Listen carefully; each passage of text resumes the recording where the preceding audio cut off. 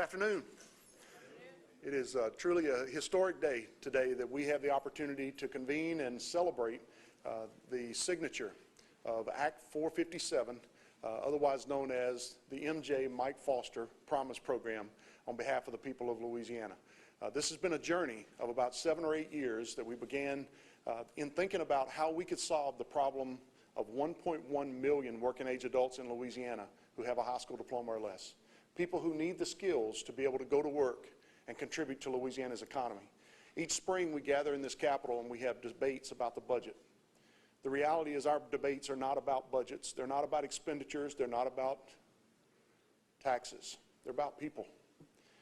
This effort is about helping the people of Louisiana gain the skills they need so that they can take care of themselves and truly be self-sustained, truly contribute to Louisiana's economy. Today is a landmark day in the history of the state of Louisiana on behalf of its people.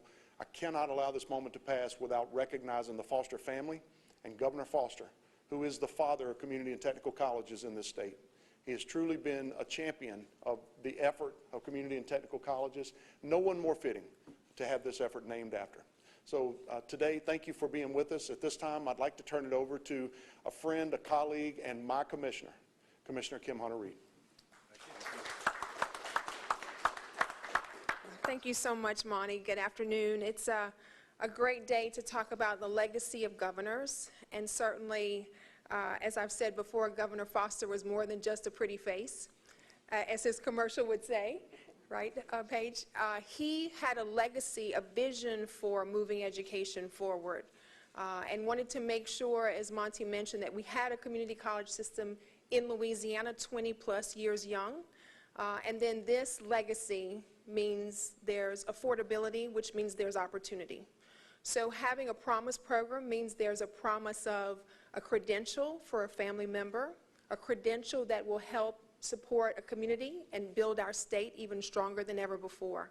So we're excited about this bill signing, certainly grateful to the legislative leadership that carried this through the process. Certainly thank you to the governor who will sign it today, to the chancellors, and to Dr. Sullivan, just really grateful because the implementation is what's going to matter in moving this work forward for millions of individuals who will now have an opportunity to have that life-changing credential. It's why we advocate for education, because it's transformational for families. And we know that that matters in our state now more than ever as we think about moving beyond a pandemic, developing talent, making sure that our state prospers. So I'm delighted to be a part of this day and really excited to see this implementation of this amazing legislation. So with that, I will certainly bring up our Senate President with my gratitude for his leadership and for his work. Thank you. Thank you, Dr. Reid, Dr. Sullivan, Governor. When Dr. Sullivan first came visit with myself and the Speaker, and I want to just mention the Speaker couldn't be here today, but he was co-author on this bill, and it just hit a nerve with me that we have an opportunity in different regions, which I think most of us think this through and go, there are just different job needs in different regions. And we always tend to do a one-size-fits-all approach to things. Well, when he brought this, I think it resonated with both the Speaker and I that if you could have regional differences in jobs and you have the platform out there with the community and technical college to get a certification or a degree to fit that employer's need, why would we not? And what do we have to do? And so we were both all in from the very beginning. And so while we have in the last recent months, or a little over a year, I guess, we've lost 4 governors. And I'll bet you if you go back, Governor Edwards, Governor Blanco, Governor Foster, Governor Romer, all at one time said, we need to do better and get our population better educated, and we can do that through both higher education at the community and technical college and the 4-year colleges. And so how we never came up with this idea before kind of boggles your mind a little bit, but I just want to say that I was honored to be able to carry the legislation, and I thought it went through the legislative process with a lot of good feedback. We had to make some tweaks, but I have to say I think it's going to have a lasting effect, and I look forward to providing the funding in the years that I have left in the legislature to make sure that this not only becomes a success in its initial phase, but that it expands and that we can do much more as the future goes on. And so with that, I guess, Governor, I will turn it over to you. Thank you for being willing to sign it and being supportive of the bill as well. Thank you. Thank you, Mr. President and Commissioner Reeves. Good to be with you, and Monty, it's great to be with you as well. Thank all of you for coming out. I echo the sentiments of everybody who spoke, and that is Mike Foster was the parent, if you want to say that, the father of our Louisiana Community Technical College system. And this is an extension of the promise of that system. He clearly believed in education, and I do want to pause because, as you all know, yesterday we lost Bel Edwards as well. And the President mentioned this a second ago. In the last, I guess, 2 or 3 years, 4 former governors, all of whom in their own right were champions of education. And I just wanted to pause and remember Kathleen Babineau Blanco, Mike Foster, Buddy Romer, and Edwin Edwards. And I do encourage everybody to pray for the family of Edwin Edwards right now, because we know that this is a very trying time. Look, there are more than 130,000 students out there in community and technical schools. They're in every region of our state. So it is the vehicle that is most appropriate if you want to expand opportunity, if you want to expand prosperity. And you do that by upgrading the skills, the knowledge in your workforce. This is workforce development. So as President Sullivan said a moment ago, that these people can participate in the economy. But it's more than that. When they participate in the economy, their families do better. Their children are going to do better. And you can actually stop multi-generational cyclical poverty, and you do it through education.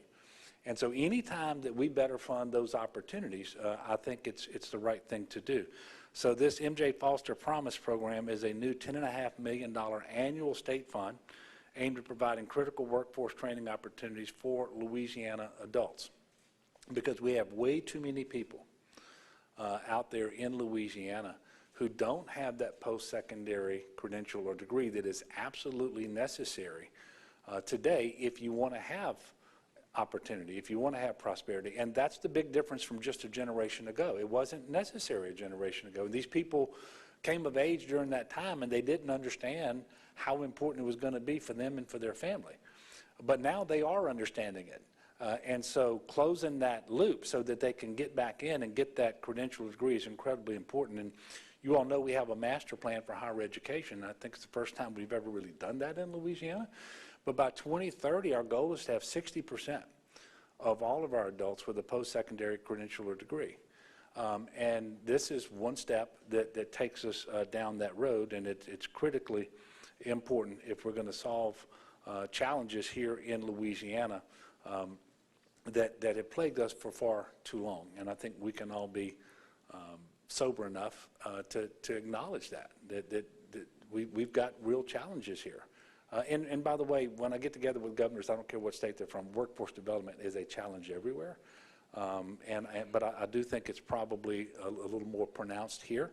But this is how you combat it, along with our budget for higher education this year, generally speaking, which was the best budget in 15 years, where we fully fund TOPS, where we increased GO Grant funding by about $11 million to bring that program to $40 million to provide opportunity and prosperity.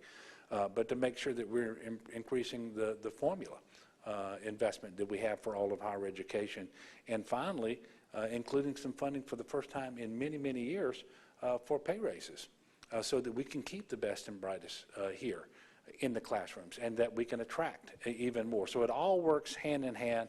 I am excited about signing this bill, and I want to thank the President, President Cortez. I want to thank the Speaker, Clay Sexsnyder, for authoring the bill. It's pretty clear that if something is really important to you and you want to make sure that it happens and that you get as much buy-in as possible, have it authored by the President and by the Speaker, and then it'll get signed by the Governor. So thank you all for being here. This is a really, really good day for our state, and I'm excited about this program. And I will be working with the president and with the speaker to make sure that this isn't a hollow promise, but the money gets appropriated. Otherwise, it's not much of a promise at all, right? So we're going to keep working on that going forward. So thank all of you.